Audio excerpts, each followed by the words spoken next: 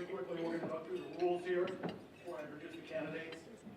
We'll have, it's going to move quickly. 2-minute opening statements, 90-second responses to questions, and then 2-minute closing statements. Just that quickly. So from my right, your left, number 1, Robert Klingenberg. Number 2, Josh Svaty. Number 3, Arden Anderson. Number 4, Mayor Brewer, former Mayor Kaura Brewer. Number 5 down there, we've got Representative Jim Ward. Number 6, Jack Bergeson. And number 7, Senator Kaura Kelly. Welcome to Mayor.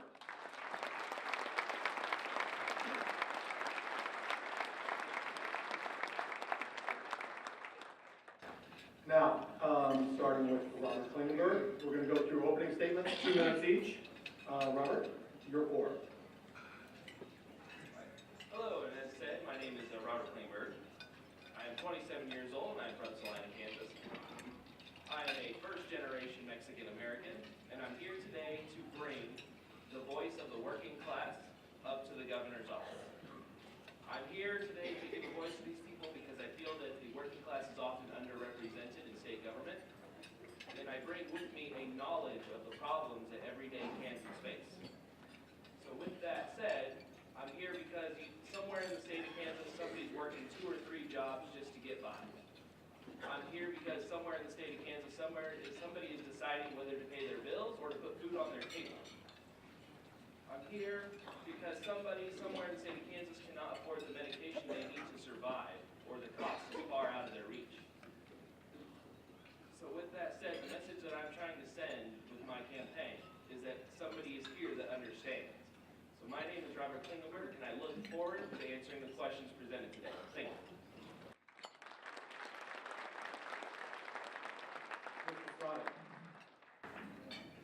I grew up on a farm just outside of Ellsworth, Kansas. My family's been farming there since the 1860s. When my grandparents sent my dad to school, the teachers called him a blow sand kid because he was one of the poor bohemians that farmed hillsides that blew like sand. My family's always been Democratic because we've always fought for the blow sand kids, whether they're in downtown Wyandotte County or on the Southern Plains. But all of us up here are Democrats, and this forum can't be about who is more Democratic than the other. This forum has to be about who can win this election in November 2018 and build a party that can win again in 2020 and in 2022. And the 5-county strategy that this party's been engaging with for the past few election cycles has been failing. We have to speak to that single mother in Sharon Springs, Kansas, working 2 jobs and say the Democratic Party cares about you. We have to speak to the retired veteran in Medicine Lodge struggling to get health care and say the Democratic Party cares about you.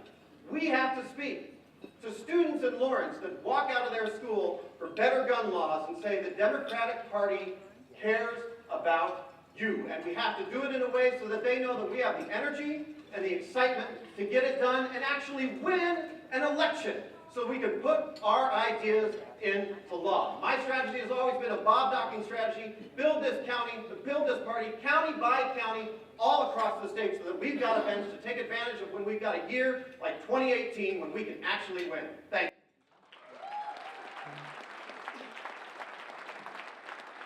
Mr. Anderson. Thank you very much, everyone, for being here. I am a colonel in the Air Force Reserves. I've been deployed 3 times. As well, I am a farmer. I grew up on a small dairy farm in Michigan, and some of you have heard a little bit about suicide rates now that are hitting the dairy farmers, particularly because of low prices and farm issues. I'm also a teacher. I was a vocational agriculture teacher first, and then I went to medical school and became a physician. I practice in Leavenworth. About 1/3 of my patients are Medicaid, Medicare. I understand what it takes in order to solve these issues. Unlike any other candidate, I'm actually addressing the causes of the issues. We talk about overhauling health care, not just expanding a system that's broke. We actually have to overhaul it in order to solve the problem so that we can extend it then to 370,000 more Kansans, not just 100 and some thousand. In addition, education. All you hear about is, oh, we need to put more money into it. Nobody's talking about 26% of the children now are developmental delay. That's twice what it was in the 90s. And if you look at the curve, 50% of our children will be developmental delay and special needs in the next 10 to 15 years. How are you going to fund that? Because it is a federal mandate, not just a state mandate. A federal mandate, you have to fund special needs. Where are you going to get the money? Number two, what are you going to do to actually solve why we have all these special needs children and address the environmental issues? Same thing with agriculture, same thing with infrastructure. We have to actually have solutions. I have the solutions to do that. Thank you very much. Mr. Brewer. Well, good afternoon, everyone. I'm Brewer. I'm a first-generation Kansan. My family moved here from Oklahoma. They were farmers in that particular area. But I started here, when I first got started, I started out as a sheet metal mechanic, working at one of the aviation companies. And I ended up being a union representative. Moving up the ladder there, I joined the military. And most recently, I retired here as a captain. I trained soldiers in combat arms, meaning I commanded infantry and armored soldiers and prepared them to go to battle. In doing that, I served, actually going and getting into politics and taking that experience, that knowledge, to be able to help my community. I come from a low, impoverished community as a young kid growing up. And so I understand the needs and the needs of families and communities and the things that they actually ask for. I got involved as a community activist, working to improve the quality of life inside my community, and then helping others, those that could not help themselves, being the voice for them. I got involved in politics, ran for city council and won. Then I ran against a very conservative Republican in the city of Wichita, and I won 2-1. And recognizing that I had an opportunity, I challenged the Tea Party, America for Prosperity, on a regular basis. You're looking for somebody that's going to be able to provide you with leadership, somebody that's certainly been proven and certainly has a leadership and executive experience. And I want to be able to give each and every child an opportunity to get the best education they can have and live the quality of life that they choose to live. And to do that, we're going to have new leadership, individuals that are prepared to step forward and take responsibility and to be proven leaders. And I'm that person. So I'm looking forward to being able to talk to you more about my candidacy. Thank you, Brewer.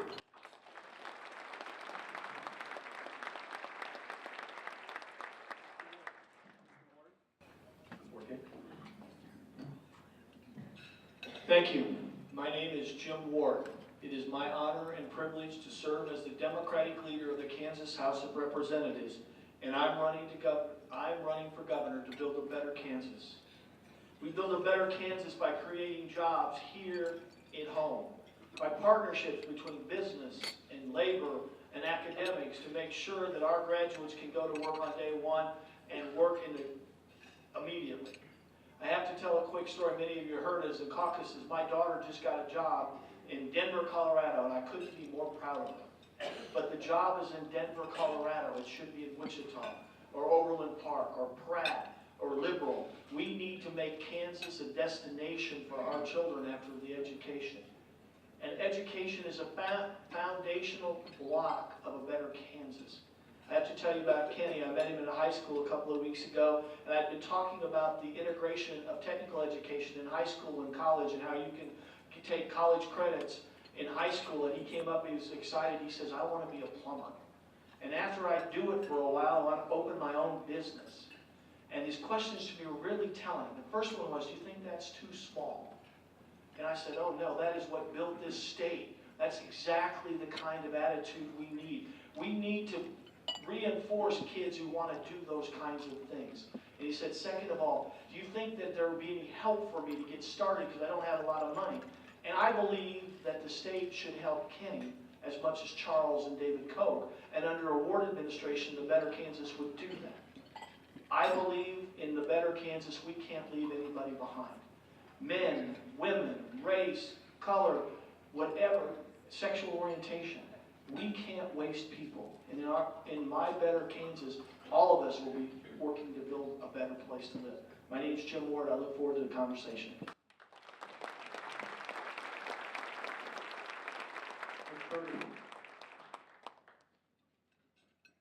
My name is Bergeson, and I'm running to be the next governor of the state of Kansas. As you know, one of the main reasons I got into this race was because I saw a large swath of the population, including a lot of members of the younger generation, were not interested in politics, and they did not care. They were like, it's just a bunch of, rich, wealthy men. It's a peak at Washington, D.C. They don't care about me. They don't know what my life is like. And that's why I decided to get onto this race and fight on working class issues and put an emphasis on the issues of the future, because the issues of the future are much different than the issues of the past. And in order to bring bright and talented young minds into understanding politics and to running for office and getting involved in our government, I believe we have to show that all types of people can run for office and win. One of my main issues also that I saw that really made me want to run for office is the drug issue. I have seen it is a crime that we are putting people in jail for marijuana crimes. I believe that it's also, especially people using it for medicine, we're putting people in jail for using medicine. I mean, what is up with that? It's insane. So not only can we do the just thing and legalize marijuana, we can also do something great for our state. By legalizing it and taxing and regulating it, we can put it back into our economy and use it to help fund our crumbling infrastructure and education system. Thank you, and I look forward to more questions.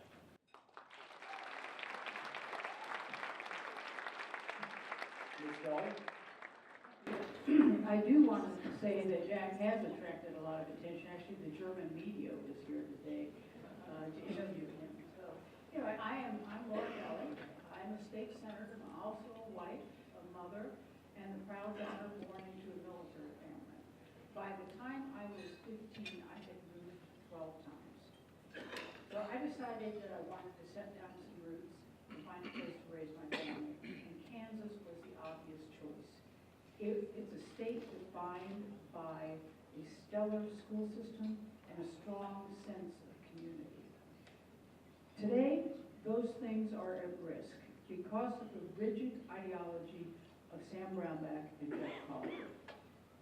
They have mortgaged our futures, and they've done that to give breaks to those who least needed them. They've treated Kansans like guinea pigs, and their failed experiment has resulted in larger classes, crumbling highways, and a stagnant economy. And all of that breaks my heart, and it makes me very angry. I've dedicated my life to fighting for kids. My very first career was working with children suffering from mental illness. Then, for 18 years, I traveled all around the state of Kansas, working to improve our public park and recreation communities, to make our communities a better place for our families and more attractive to business. As a state senator, I have secured critical funding for early childhood education, for after-school programs, and for our K-12 system.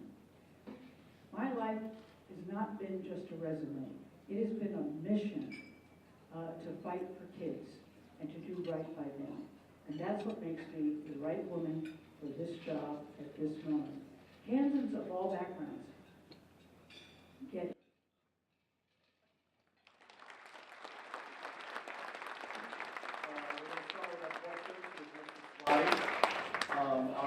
Our first issue is, in fact, K through 12 education in public universities. Mr. Svaty, the legislature is under pressure to meet the constitutional provisions to provide an adequate education for Kansas children. But it isn't just K through 12 education that suffered under the Brownback administration. It was also universities. Outline the challenge that has been created in terms of how it affects Kansas, and both today and into the future, and your solution, how you propose to find a solution. Sure. Well, I think the first thing we point out is the last time the legislature passed a constitutional school finance formula that stood the over and over and over was the 92 school finance formula, which is largely what we're going to have. Do you know why it was called the 92 school finance formula? Because it was done in 1992. Who was running the legislature and the governor's office in 1992? It was the Democrats. So you can count on us to get things done when we're running things. And I think that's the point we have to remember. If we're in charge, we can make this constitutional and we can take care of schools. I don't know exactly what the dollar amount's going to be, but it's going to be several $100 million. And the legislature that's there right now is going to have to do a lot of heavy lifting this session, and the next governor's still going to have to do heavy lifting. But we have to build coalitions, whatever we do, to finance something that's going to be pretty much like the 92 school finance formula, because that's what's fairest across the state. And then when it comes to higher education, we have to commit, and the governor must commit to those institutions that when we tell you how much money you're going to get, we're not going to make mid-year or late-year fiscal year allotments so that we leave our universities stranded. Because when they have to find 4% in March with only a few months left in their fiscal year, that's when they have to dip into the well, and what ends up happening is tuition goes up for students. So it's a commitment. We've got a long way to go to get back into fiscal shape as the state of Kansas. It's going to take a lot of work, but at the very least, the next governor has to commit to holding ourselves to our word.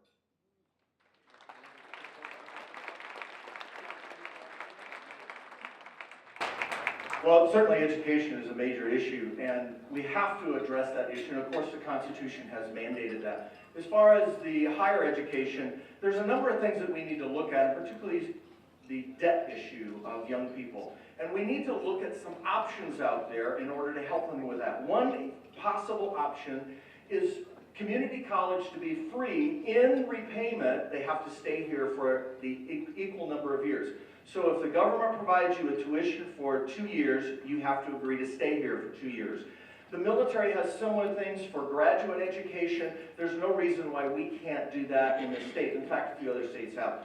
As far as the high school and K through 12 education process, certainly vocational education is very important. We have to fund that. Again, I'm going to come back to this special needs issue because it costs us 2 to 10 times per student to address special needs. No one is addressing why we have so many children with autism, with learning disabilities, with various different diseases. We have the technology to stop that. You think it costs money now, double the state budget, and how are we going to address that? We have to address why these children have special needs. Only 27% of them have jobs. Many of them are not employable. What are we going to do about that? That's part of the education budget that we have to address.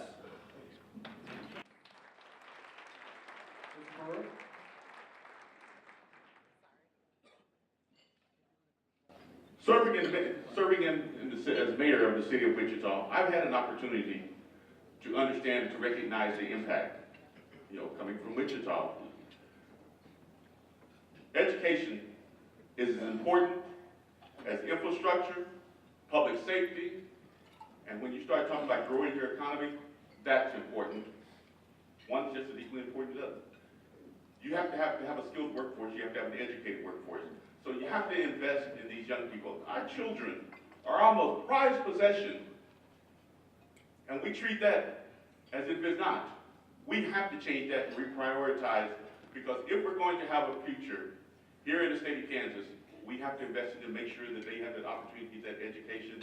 But then secondly, taking it on to even farther to get a better education going in higher education, whether it be in trade school or going to a 4-year degree college.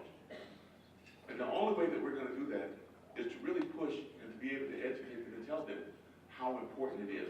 But we have to be prepared to invest in it and recognize that it's important. Our children are competing not with the people in the next state over. They're competing with the rest of the world. And the rest of the world, in third world countries, are investing in their children. They're investing in making sure that these young people get the best education that they can possibly get, but then taking it a step farther, making sure they have those opportunities and they're competing for the jobs that our children are competing for. So invest in them and make them a priority.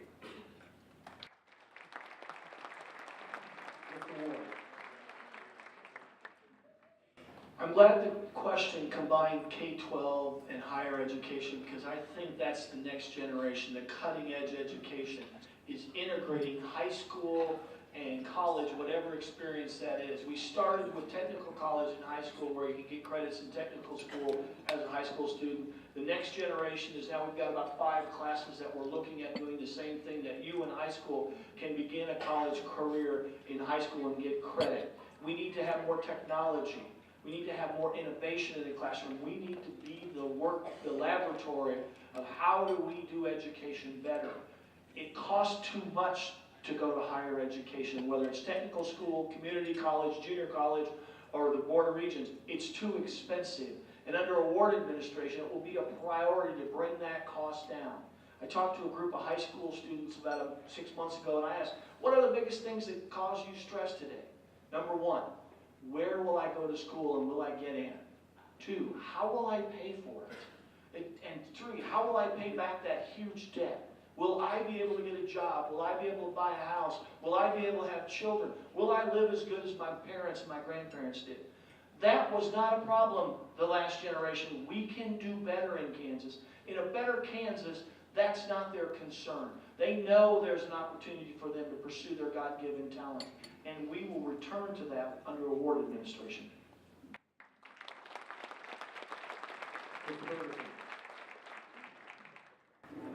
I think there are 2 very important things that pop out when talking about education. One of the most important things in education is quality teachers. And what we have to look at is bringing back those quality teachers back to Kansas.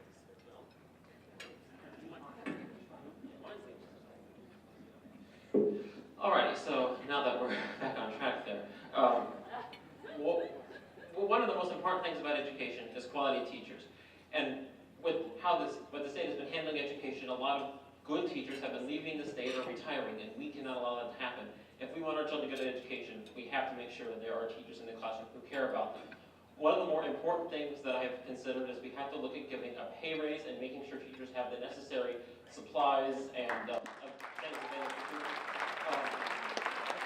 So we can attract teachers back that have gone to Missouri or have gone, to Wisconsin and Minnesota. We have to bring them back here and we have to make sure that when they get back to their classroom, they have what they need to teach the next generation and keep us going. And one of the other things I'm going to bring up, I know I brought it up in my opening statement, but trust me, if we were to legalize recreational marijuana and tax and regulate it, we could use that money to go into our education system. So once we look at that, I think those are 2 of the most important things when looking at K-12 education in terms of having it funded and what needs to be done. Thank you.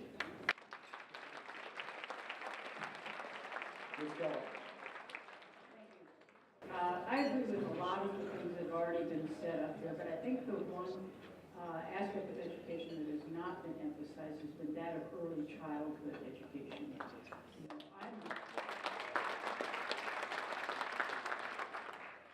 I think we know, the research tells us that it's important to intervene early if we want kids to be able to go into our K-12 system ready to succeed. I've been a strong advocate for early childhood education for the 14 years that I have been in the Senate, and I will continue to do that when I become governor.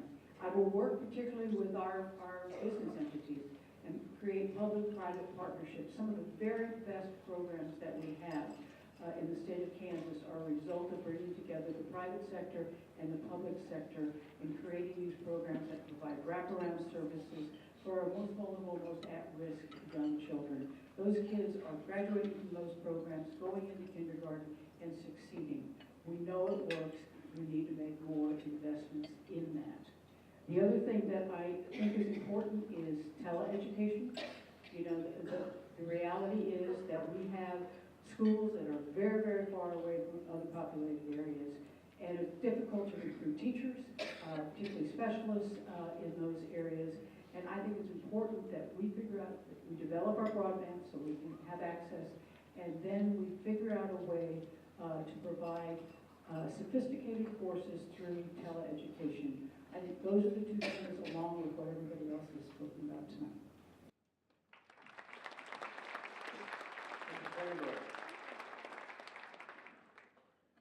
In my opinion, K-12 education and education in general at all levels, pre-K, higher education, is the single single most important issue that faces Kansas today. There is not one issue that is not directly tied to our education. I believe our educational system should be fully funded. I believe in increasing the base aid per pupil so that schools can pay their teachers better, hire the necessary support staff, and have the programs available to them to allow our children to succeed. Another interesting part that I don't really think gets brought up a lot is addressing the methodologies in which we administer our education.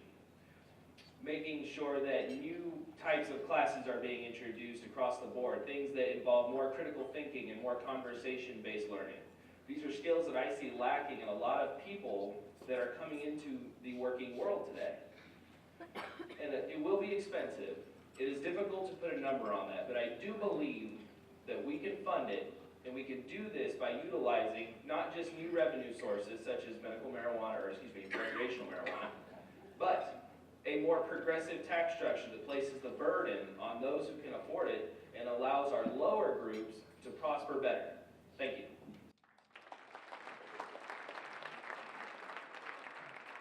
The next question has to do with infrastructure. Dr. Anderson, it goes to you first. With the deficits, we've seen Kansas infrastructure in decline, especially in light of diverting highway funds to pay for operating state government. Once again, explain how this affects Kansas, everyday Kansas, and the Kansas economy, and your solution or how you propose to find a solution. Certainly, infrastructure is one of those things that is important to everybody, and we're losing, there we go. And historically, Kansas has had great roads. And part of the problem what's being done is that we're now putting in 10-year roads, paying for it with 30-year bonds. So over time, we're getting farther and farther behind. Number two, we really need to look at the engineering specs on the quality of the roads, because much of that has declined over the past 50 years. So when we're actually going to spend money on a road, on a bridge, it needs to last. Like I said, we can't be putting in 10-year roads and paying for them for 30-year bonds. If we're going to use a 30-year bond, let's put in a 30-year road. We have in the past. We have to have an infrastructure in order to have business, in order just to have safety as well, in order to have emergency access, in order to have education access. We have to have an infrastructure. And certainly, how are we going to pay for that? That's a question we can ask about everything that we're discussing. And the bottom line is, it's been paid for in the past.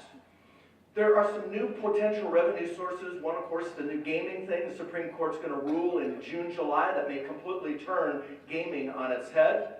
And it will affect Kansas as far as the funding is concerned. Certainly other issues we need to look at. The bottom line is, it's unification of parties that's going to get this done. Ms. Brewer.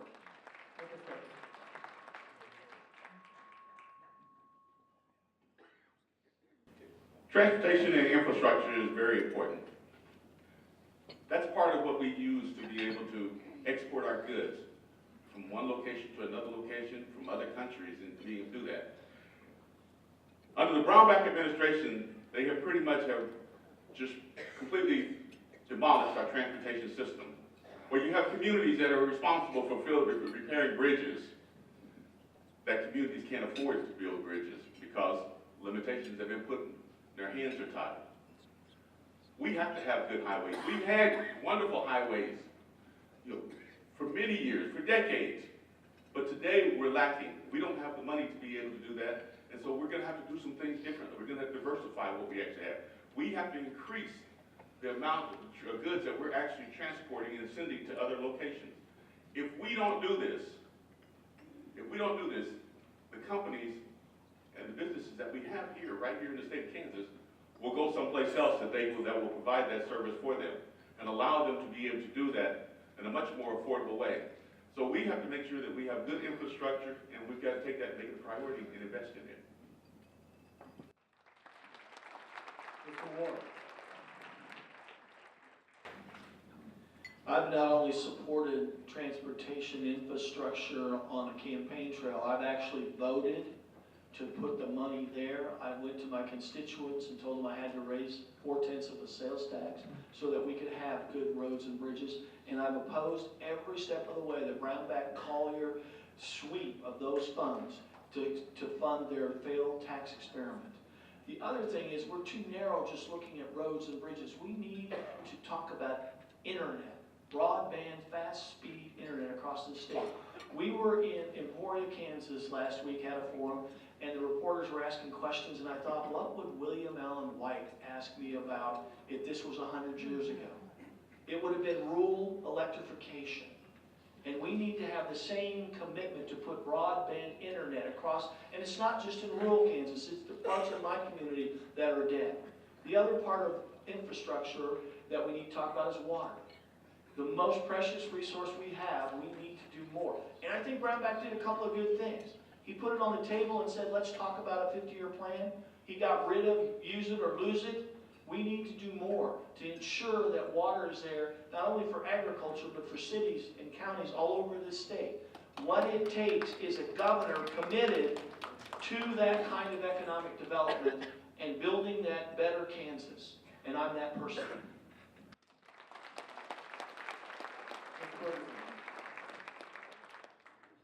Of course, infrastructure is a very important part of the state economy, as it is what we use to bring people into the state and bring our goods and services export out of the state. But one of the most important things that I have done some research on is that when there is good access to when there's good access to transportation, people's economic mobility goes way up. And that's why I'm looking at expanding rail service in the state of, passenger rail service in the state of Kansas.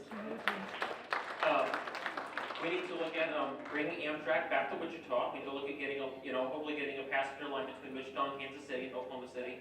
If we can get that done, we can help people, maintain jobs where it requires travel, and car travel is it's expensive. But if we have a train in there, we can make it so it's easier for people to maintain business relationships and have a stronger economy. And I think that would be a great move. And also, we have to make sure that our highways and our streets are properly taken care of, and we have to look at funding for that. So we definitely have to think about that too. But I think passenger rail is definitely, could be a big boon to the state.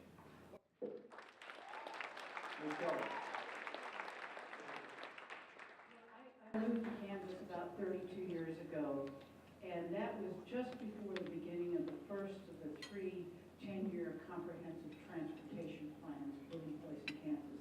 It was a very smart move then, be a very smart move now. The Brownback tax experiment is the reason that we're talking about this right now. With the devastating tax cuts that he opposed, we have had to sweep every nickel from every fund, including the highway fund, just to pay our bills over the past 5 years. That needs to stop. We made some progress last year. We repealed some of the tax cuts, and it's growing our revenues. But we don't know if it's enough. We need some time to let things settle down and see.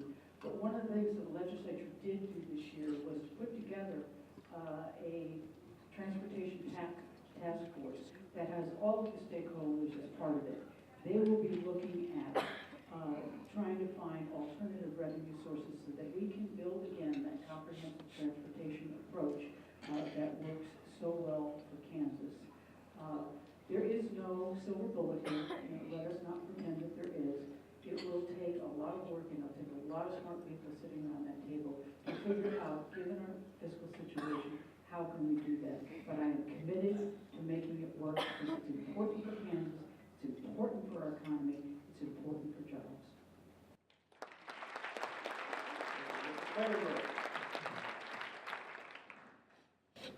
Investing into infrastructure is very important to the state of Kansas. Not only does it create several high-paying jobs in the immediate vicinity of the areas in which we invest, but it also opens up those areas for new opportunities. Places that wouldn't normally have access to different things. And when population moves into areas, services grow, creates opportunity. But it's more than just roads and bridges to me. Like Representative Ward has said, I support a statewide high-speed internet network. I'd like to see the state of Kansas experiment moving into public internet co-op territories, and then moving into more green energy public co-ops, things that our public can own, that not only reduce the cost of living, but make life better for those people in those areas. Another one I would like to see the state of Kansas move into, and this is something that's not very readily discussed, I don't think, is more affordable housing. Constructing more affordable housing for lower income and working class families to make their lives better. Thank you. Well, it's official. Everyone up here believes that infrastructure spending is important. The problem, and I come back to it again in my opening statement, if we don't win, we don't put together a long-term transportation plan for this state, which means our contractors who have employees that work here in Kansas have to go out of the state to find something else to do. It means that our industries, we are a natural resource state. And as Mayor Brewer said, that then depends on us moving our products and commodities out of our borders, and the competitiveness comes down to the penny sometimes. So that means that any sort of long-term edge that we're looking for is in jeopardy if we don't win. Democrats can no longer keep gathering every year for Washington Days to talk about our policies because they're great policies and we have great ideas. And when I was Secretary of Agriculture, I had the pleasure of serving with Deb Miller, someone I would say was one of the greatest Secretaries of Transportation we've had, because she showed how to have long-term vision. But we don't get a Secretary of Transportation if we don't win in November.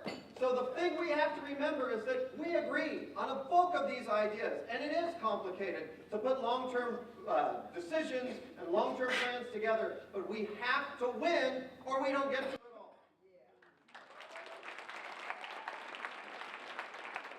Next question goes to Mr. Brewer. Speaking of jobs and the economy, what are the key areas that a governor can influence to provide good-paying jobs and strengthen the Kansas economy?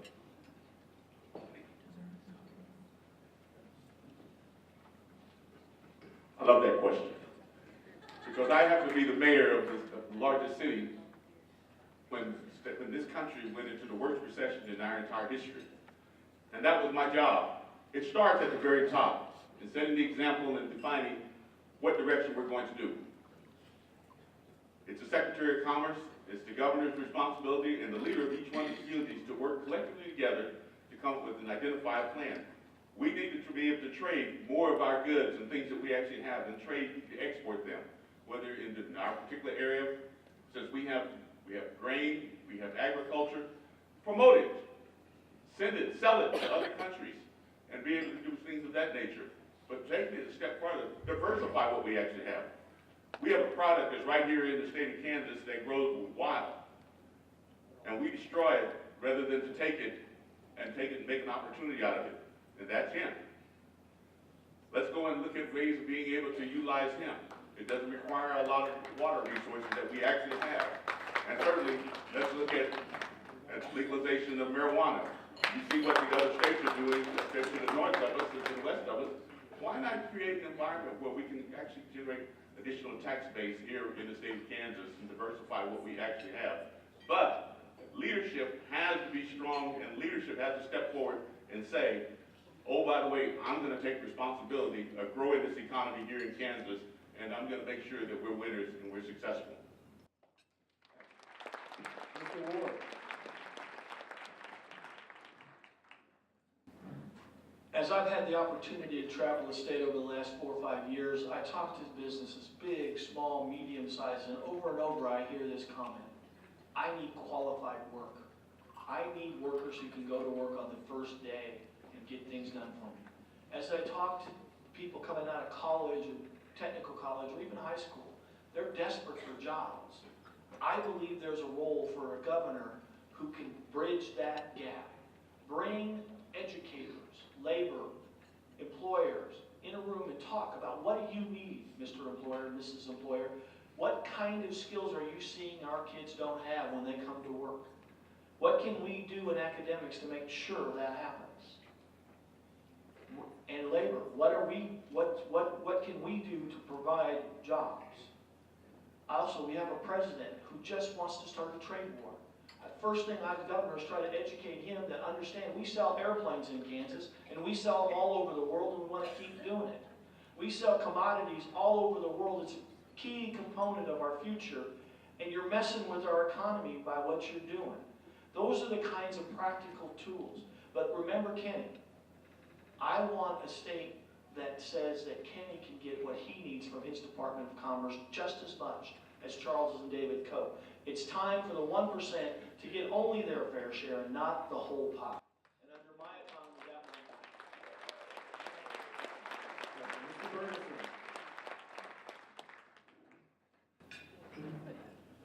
You know, my family owns a small restaurant in Wichita, is Bergeson Bottles. If you live in Wichita, I recommend you stop by, it's pretty good. But I think, I'm not gonna get into that, but I'm gonna use this as a point to talk about, you know, my parents own the restaurant. They have employers and we have to sit down, we always have to think about, you know, paying our taxes and all that, and running a business. We have to think about all that kind of stuff, and being involved in the business has made me realize there are things that the government can do to make it easier for employers to hire and to operate, to make it easier for small businesses to get started. I think the process of starting a business is entirely too difficult. You know, we're average working people. It took us, you know, 6 to 9 months just to get everything organized and, you know, the right type of organization, you know, and all the funding. You know, we should, I'm honestly interested, we should look at having subsidies to starting small businesses. Because if we can make it so more people can have their own business and not be reliant on a larger employer, if we can have more people start their own businesses and be in charge of their own destiny, that's going to be very important. But we have to make sure that there is less red tape for starting a business, because I think entrepreneurship is very important and will help to keep our Kansas moving forward. Thank you. Thank you. I think first and foremost, we need to remember that schools are really the biggest economic driver of the state of Kansas. We need to reinvest in our schools from early childhood through higher education. That's where we'll get the trained workforce, that's where we'll get the educated people, and that's where we'll draw young people. We also have to expand Medicaid. You know, we have 150,000 people who have no access to affordable health care. But even beyond that, if we had expanded Medicaid, we would have brought into this state over $2.5 billion that has gone back to Washington, D.C. and distributed to other states to use for their folks. It would have created thousands upon thousands of jobs. Then the other thing I would do, if you remember when we had the Bioscience Authority, it was a brainchild of some very smart legislators who put that together in 2004. That Bioscience Authority was the reason that we have MBAP in Manhattan now. That's a billion dollar project that has created, Manhattan has exploded. They've brought in other industry and whatnot as a synergy with the Bioscience Authority. We need to recreate structures like that bring smart, big-paying jobs into our state. We need to put that kind of stuff together again, too.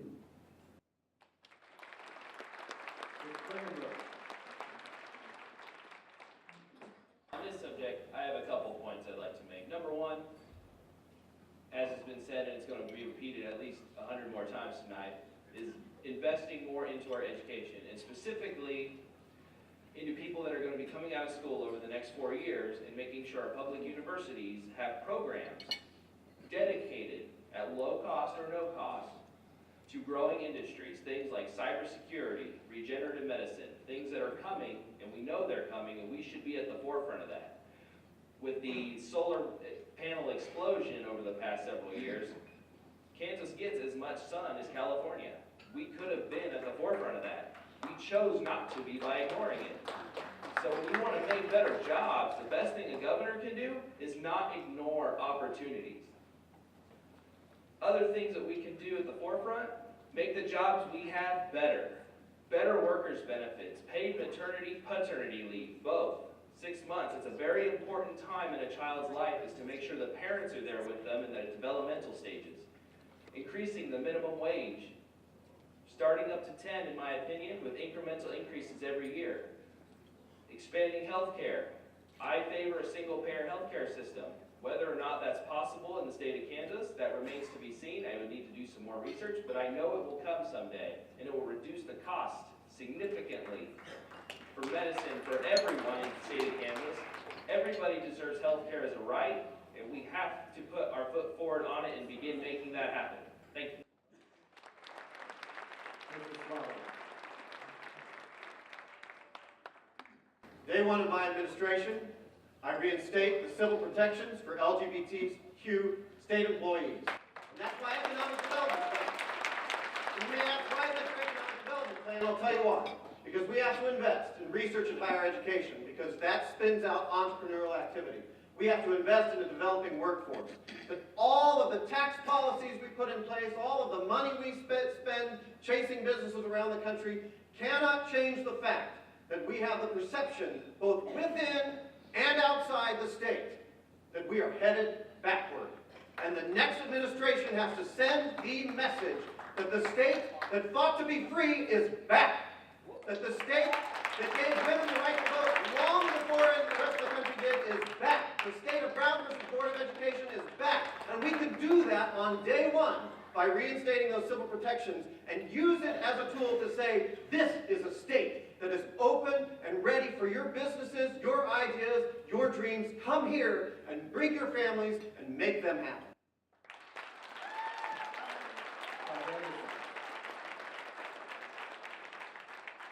Josh, I think you're absolutely right on with that.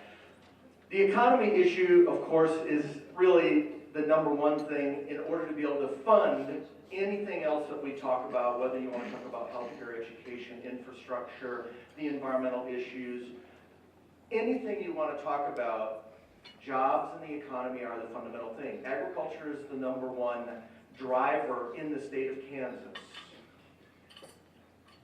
We talk about worrying about the international trade in order to save us. In other words, we're looking at somebody else to bail us out. We have the technology, I've taught that technology for 30 years, on how to turn agriculture around in this state for a number of issues. One, increase farm profit. Number two, make Kansas carbon neutral in 5 years. Number three, cut our water use by 50%. That is technology in the soil. We're not talking about pie in the sky. We have the statistics to prove it. In addition to that, you want to talk about having education and having a trained workforce, you better figure out why we have 26% of our children with special needs, and soon up to 50% in the next 10 to 15 years if we don't address that. We have the technology, we know what the cause is, we have to have the guts to do something about it. Next question goes to Mr. Ward. It's on healthcare affordability. While healthcare is also a federal issue, what can we do at the state level to ensure that Kansans have access to health insurance and affordable healthcare? Thank you. I'm going to tell you about Gary. Gary called me about 3 years ago. His brother had just had a massive stroke and was paralyzed on one side of his body. He had one of the good guy employers who had held his job open so that he could continue to have health care. But it was over. They needed to fill the position, and Gary was calling me as his state representative to say, is there anything the state can do to help my brother? He's worked his entire life, never asked for anything, paid his share of the taxes, went to school, was in the PTA. Is there anything our state can do to help him? You know what the answer is in Kansas today for a single person? Nothing. That's because we haven't expanded Medicaid to give help to people. I introduced the first bill. It will be job one under my administration to get that done. It's time we expand Medicaid in Kansas and help Gary's brother. We also can do other things. Telemedicine is a way that we can expand the reach of health care that is in the urban areas to rural and suburban areas. We need to talk about the scope of practice so that we can get more medical care in more places. And we need to hold insurance companies accountable that they charge fair rates and don't rate our constituents. And we can do that if we're committed to that proposition that everyone should have health care. Nobody should worry about going to the doctor because they can't afford it. Mr. Bergeson. This issue is very personal to me, and it's why it will be one of my top priorities if I'm elected. Our family has always had a hard time. When I was first born, my dad had a good job, and we were able to attain health care that way. But when he lost his job in the recession, we were able to afford it for a while, but even with the rate hikes under Obamacare, we have struggled.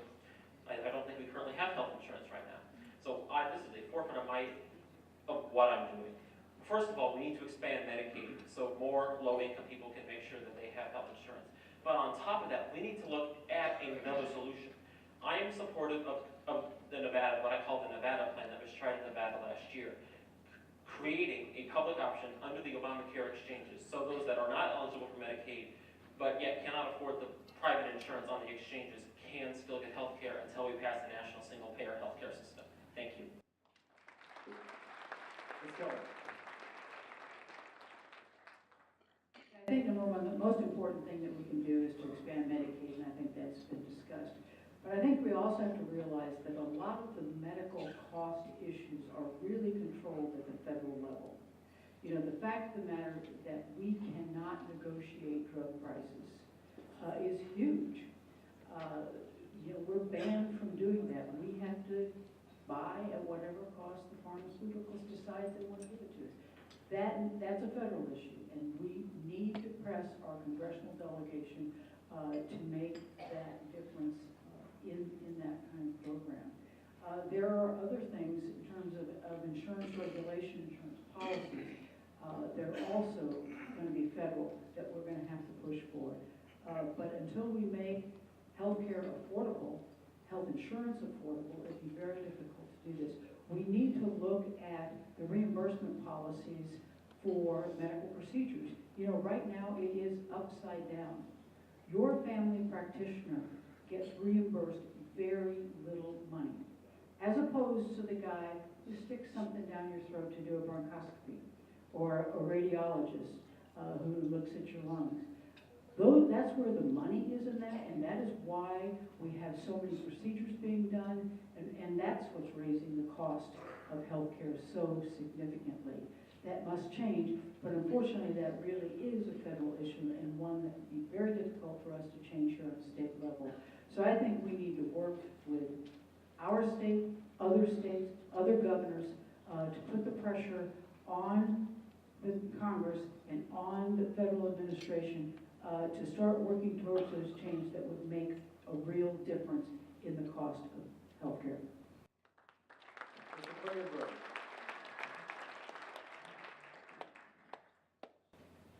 A couple things about the issue of health care that I think should be discussed. Number one, 2/3 of American families across the nation are within $1,000 of bankruptcy. The average cost of an ER visit is close to $1,000. So let me bring up something a little personal for me. My insurance plan only covers me to visit my primary care physician. Otherwise, I have to pay my copay and then 20% of whatever's left over. That is not health care. That is, you get treatment when it's okay for me to tell you you can get treatment. So if I were to get majorly sick on the weekend, that's coming out of my pocket. Now insurance companies are allowed to deny coverage on a, quote, non-emergency visit to the ER. Why is that? That's something that I think we can change at the state level. One thing, like so many before have said, Medicaid. We can expand it as a stopgap in order to help alleviate the burden, but I believe that we can have a single-payer public option in the state of Kansas as long as we're willing to work towards it. Thank you.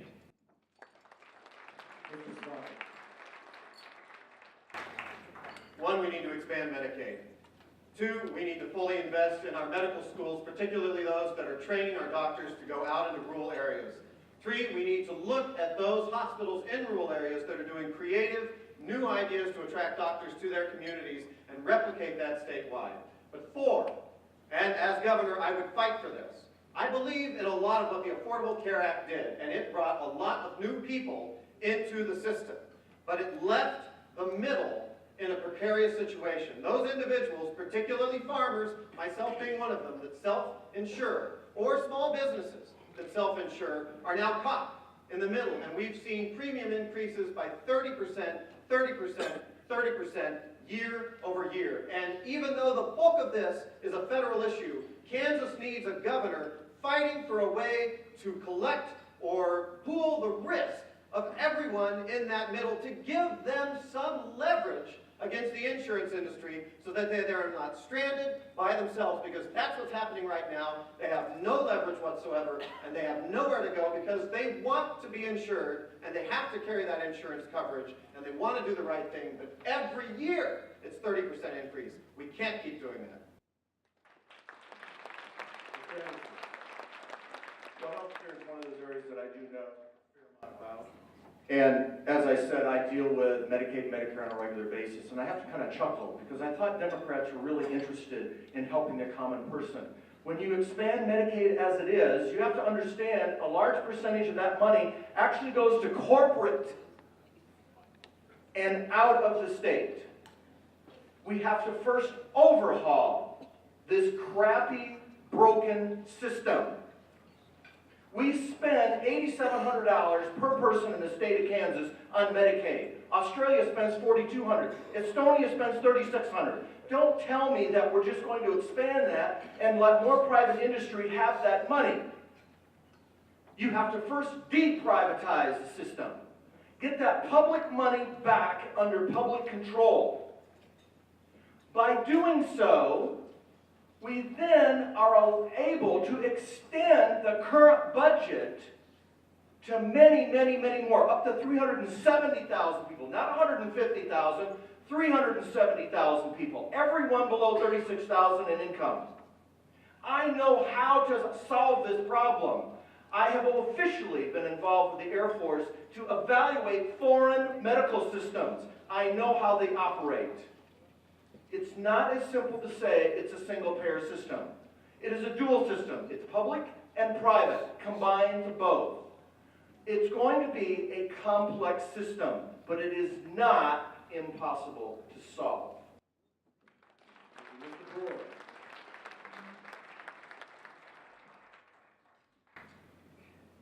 Well, the first thing we have to do is there's no doubt, it doesn't take a rocket science to figure out that we have to expand Medicaid. And we've done an injustice to the people here in Kansas, people here that live here. But we have to do something and create an environment where everyone can get an opportunity to get health care.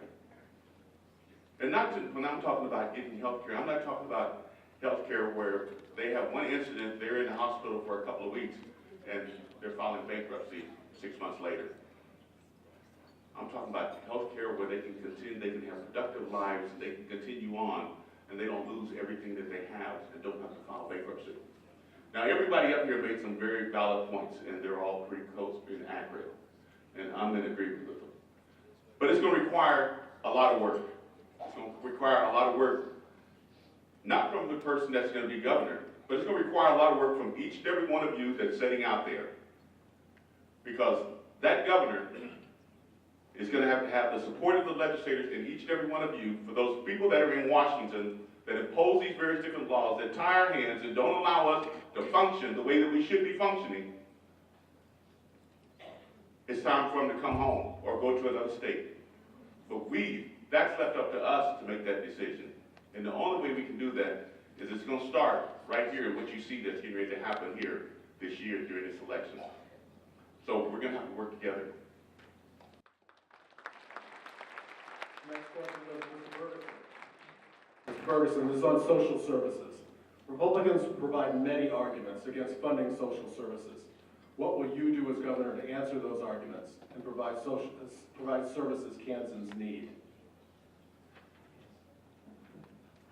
I think it's very important that the government of Kansas looks out for the people of Kansas, and whether that be, we got to make sure, stuff like more generic stuff like food stamps, we got to make sure we're looking for something like that. Because if we allow people to, the social safety net is there to help those that are the most downtrodden, that are the kind of people that most society looks usually down, but we cannot do that. We cannot look down on those people.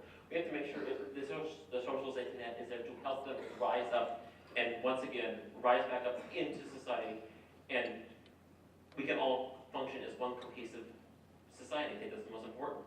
So we have to say that to answer an argument. What we have to say is, if we're just going to not fund them, we're just going to continue to push these people under the rug, which is morally wrong. But if we give them a hand up, we can reintegrate everyone back into society and help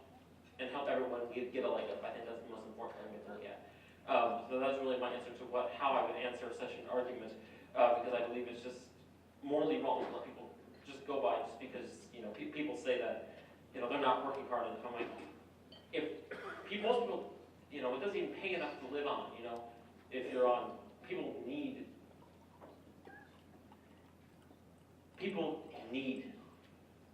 this help. If they are asking for it, they need it, and we have to make sure it is available to them, and I will work hard to make sure that there is enough available. Thank you.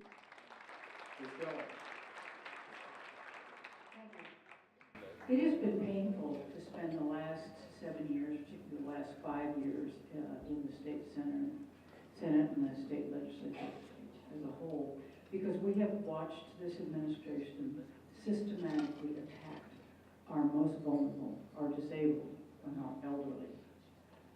They have gone in and reduced benefits to a point, reduced access to benefits to a point, that we now have a record number of children in our foster care system.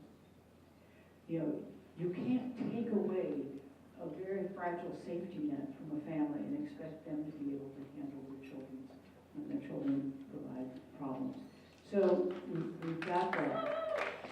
We're starting to address that.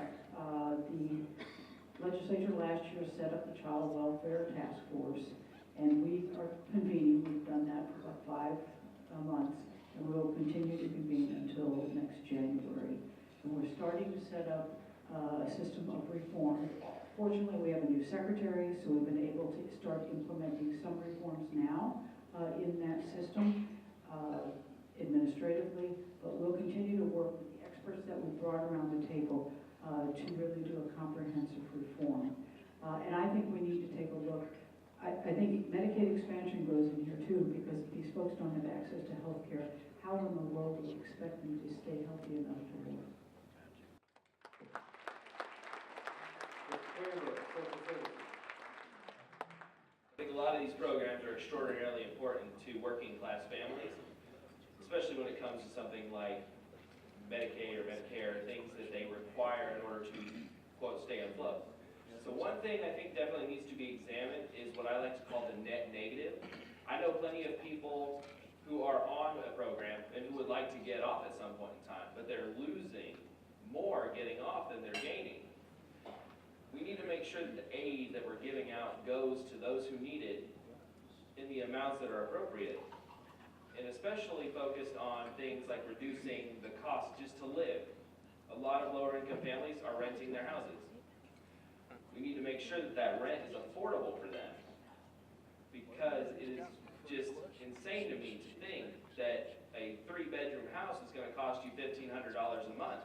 There are not a lot of people that can afford that. So these programs are very important. We have to make sure they're funded and make sure the net is there in a productive way that helps more people than it's actually hurting. Thank you. Normally, as Democrats, we have to spend a lot of time convincing our Republican colleagues to invest in social services. Sadly, they have deteriorated so fast under the Brownback administration that we actually don't have to do that much convincing, because the tragedy and the sadness is omnipresent. We see it every single day, whether it's lost foster care children or incidents at our corrections facilities. We all recognize, Democrats and Republicans, that state government is in trouble. So number one, under my administration, we appoint Kansans to run these cabinet-level positions who believe and care for the people that they are serving. Number two, we invest in an independent state auditor that's looking over our shoulders to make sure that what we're doing is correct for the long term. And number three, we set the tone for state government service that we invite people back to choose it as a lifelong career, because as a former cabinet-level secretary, I discovered the tremendously dedicated civil servants that came to work every single day trying to make state government better, and they have hemorrhaged in the last 8 years. They're gone. We have to rebuild it. It means paying them appropriately, respecting them, and creating an environment where they want to turn this into a career so they can serve Kansans, so we can demonstrate to everyone this is how government should work.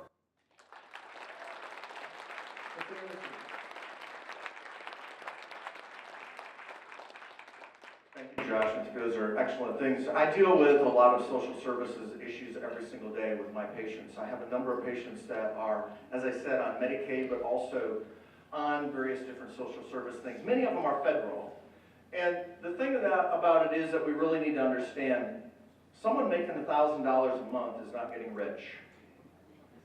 And the unfortunate thing is that that's really never pointed out. And I hear about all this fight. Oh, we're going to fight for this and fight for that. I'm a colonel in the Air Force, ladies and gentlemen. I don't fight Americans. We need to unite. You want to bring Republicans to the table? Then what we talk about are issues that are very important to both. So we talk about children. And we show the actual statistics. In my opinion, we ought to allow people who are on government assistance to make at least 100% of what they're making. Because like I said, somebody on $1,000 a month is not getting rich. You want to get them off from welfare, then you allow them to work, you don't punish them to work. The other thing is about social services, think about it for a moment. If only 27% of special needs people have a job today, that's going to only continue to increase. What are you going to do when 50% of them are not even employable? That's something that Republicans have autistic children as well. Republicans have developmental delay children as well. That brings everybody to the table when you discuss those issues. Mr. Brewer.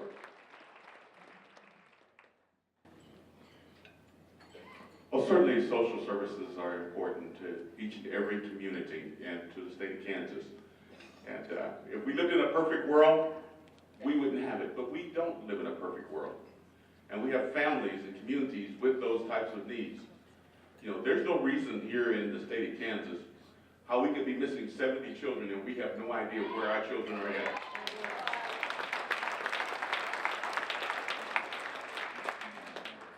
That would be unacceptable, and we should not stand for it, not one bit.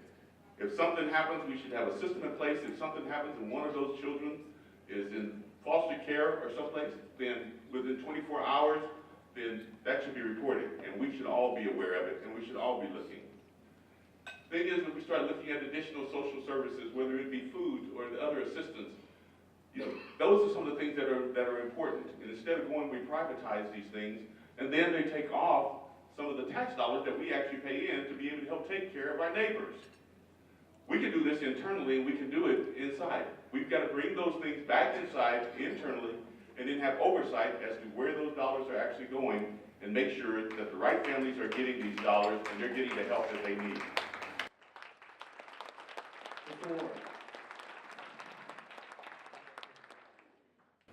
I believe we should go back to rewarding work. We did a lot of things in the 80s and 90s to empower people who were working at the bottom end. We raised the minimum wage. We should do it again. It's too low, $7.25. You should not work 40 hours a week and live in poverty in Kansas.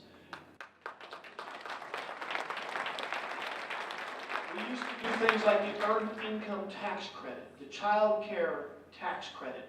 We used to do things that empowered families that were struggling outside the social service network. Our union friends already get this through their apprentice programs to build people's ability to have gainful employment in good jobs, in careers. We should invest in those kinds of things. The reward for work. I believe those families that need help should get it. That's why I've opposed Brownback's administration's attack on Medicaid for 7 years. I didn't think CanCare would work. I didn't think 3 private insurance companies could run a program that provides services to our most vulnerable would make it, and I was right, unfortunately. I fought to carve out the disabilities community from that program. I will fight to carve them out again. It is the right thing to do. We should respect those people and provide them the resources that they can have a quality life. I think the idea that we take food away from poor children and call it efficiencies is immoral, and we won't do it under a war administration.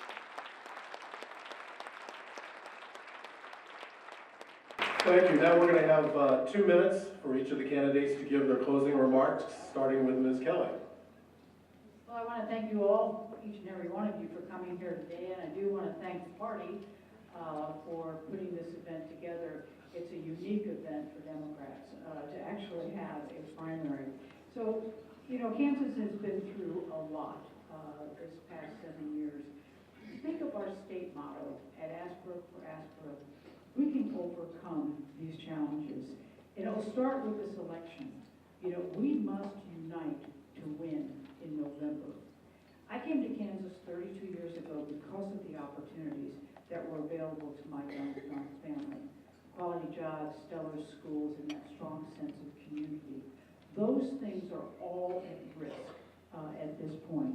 If we want to rebuild our state, if we want our young people to stay here and to raise their families here, we must invest in them and we must provide opportunities for them. It has been my lifelong mission to do right by our kids. And I think that's what makes me the right woman for this job at this time. We have a unique opportunity this year. Many of us have been fighting Sam Brownback, Jeff Collier, and Chris Kobach for a very long time. And if we unite, we can beat Chris Kobach or Jeff Collier and Greg Orman and get Kansas back on track. Kansans want and need a leader who will bring us together and to make our state the best place for our families and for our future generations. That is exactly what I plan to do. I want to be your governor. I'm uniquely qualified to lead this state at this point in its history. I have the experience, I have the skill set, I have the temperament, and I have the relationships to get the job done. And I'm the only candidate who can beat Chris Kobach or Jeff Collier and Greg Orman. Thank you.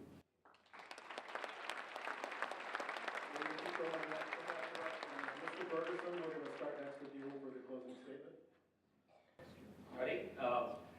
I think one of the things, the most important thing in this campaign is that we have to unite everyone and show that politics is not just about those in power. It is about every single one of us, and I will continue to fight for those issues.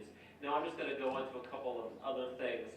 First, if you want to read more about my platform or more about me in this campaign, you can go to jackforgovernor.nationbuilder.com so you can read more about our platform if you're interested.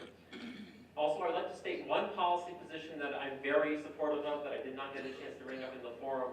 I am supportive of ending the food sales tax and replacing it with a luxury goods tax, so those that pay their parents. So those that don't pay, those that pay more, those that can't, don't make them pay that. Mr. Ward. If you want to see full-throttled conservatism in Kansas, then I'm your man. That's Chris Kobach. Jeff Collier's been governor, and the first thing he proposed was a constitutional amendment to prohibit women from being able to exercise their constitutional rights about their health care and their body's reproductive services. The stakes, and today, if you read the Capitol Journal, you're going to see that Jeff Collier thinks the best idea for making third-grade math safer is to put more guns in elementary schools. Or if you're not angry yet, read the other article where he can't decide if it's all right to discriminate in Kansas because of who you love. Those are the stakes of our election. The thing that we need to do is, you've had an opportunity to see the 7 of us talk today. Who has the experience? I believe firmly that if you want to know what someone's going to do in the future, look at what they've done in the past. Look at their record. See how they have stood up when times were tough, when we had 28 in the Kansas House, and Sam Brownback had all of the opportunity. That is how you will determine who has the aspirational goals for our state. Leadership is the key word. Who will provide leadership to regenerate state government? Appoint people who are committed to the goals of helping and doing the roles of, whether it be in agriculture or DCF or KDAD, that they believe in the service that provided that opportunity. Who can beat Chris Kobach? Who do you want standing on that stage on September 5th defending our options? Because that's the stakes that we face. Do we go backwards, or do we build a better Kansas? I've outlined a whole series of ideas that will improve our state to bring us all to a better place at the end of 4 years, that we're proud to be Kansas. We're proud we survived the brownback years, and we are going to continue to move forward. Mr. Brewer. Many of you have heard my resume. Former mayor of the city of Wichita, the largest city in the state of Kansas. The largest industry that generates revenue for the state of Kansas. We have more trade than anyone. You're talking about a city with the largest law enforcement agency and public safety area.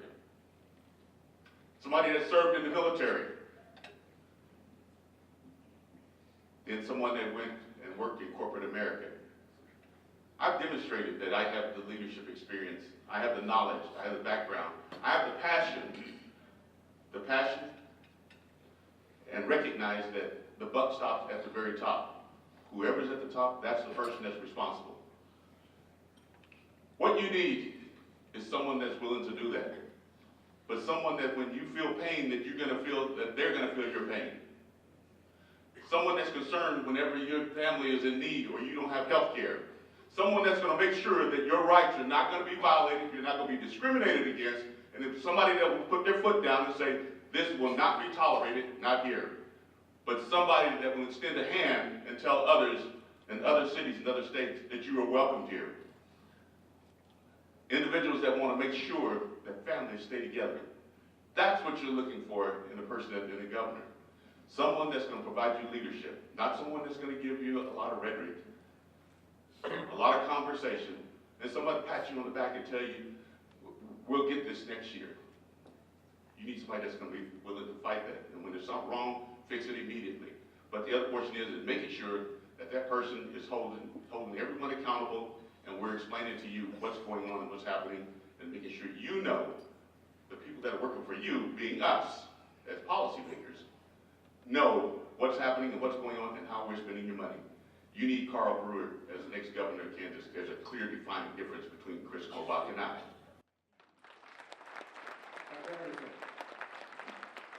I dare say that every person in this room is probably going to vote Democrat for governor. That's nice. You still lose the race. You have to bring in independents and moderate Republicans in order to win the state.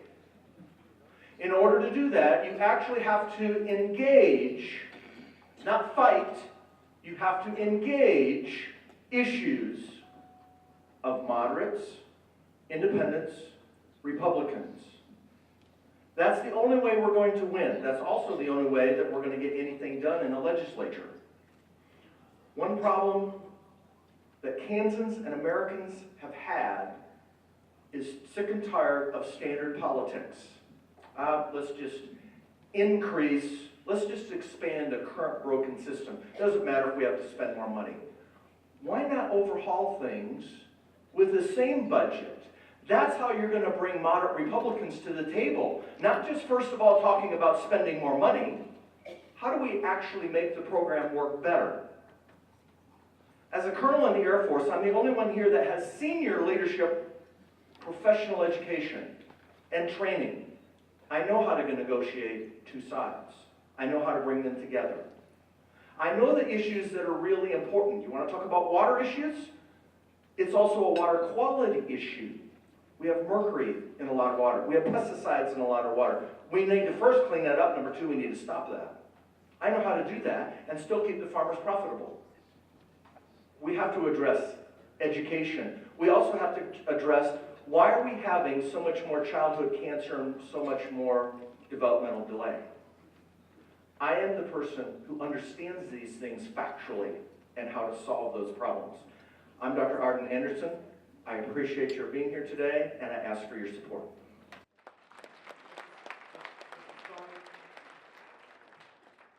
I started counting these Washington days when I was 22 years old. I had won a seat in a Republican district in central Kansas, and they were fun then. We had speakers like Barack Obama, Bill Clinton, Claire McCaskill. They were a great time. I want those days back. And I look out and I see elected representatives, both current and former, and I want to say I want to campaign for you all around the state. When I came into the legislature, there were 45 members of the Democratic caucus. We represented all or part of 44 or 45 of the counties in the state. There's now 40 members of the caucus. They only represent 14 counties of the state in Kansas. We have to expand our reach if we intend to win. But most important, this election cycle is a generational shift. I don't care who wins the Republican primary. I don't care if Greg Orman runs or doesn't run. We can demonstrate that when Democrats are energized and when we're excited and when we have the messaging to show people that what's happening at the federal level and what's happened at the state level cannot go on, we can win no matter who else is running in the state of Kansas, and that's what I intend to do. I'm Joshua Svaty. It's joshuasvaty.com. Please visit there and join our campaign to win back Kansas. Thank you. I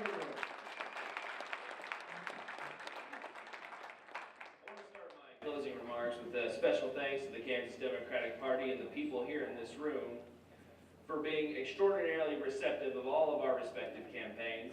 It is awesome to be a part of this party that is so accepting that even somebody like me could be standing up here on the stage voicing my opinions.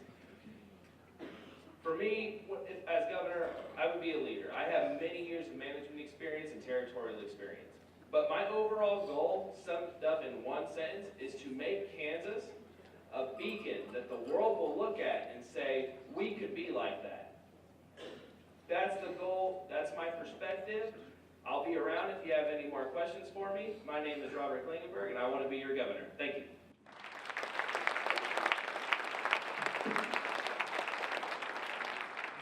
$12:59. We're right on time. Can you believe that?